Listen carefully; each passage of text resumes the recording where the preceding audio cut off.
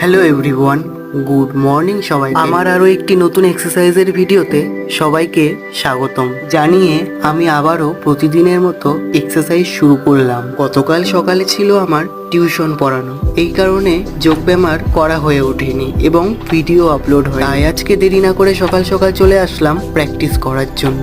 অনেক মানুষ আমাকে কমেন্ট করে বা মেসেজ করে, দাদা তোমার বাড়ি কোথায়, তুমি কোথায় থাকো, তুমি কি করো, তুমি কোথা থেকে যোগব্যায়াম শিখেছো, তোমার সঙ্গে দেখা করতে চাই, এরকম ধরনের প্রশ্ন করে।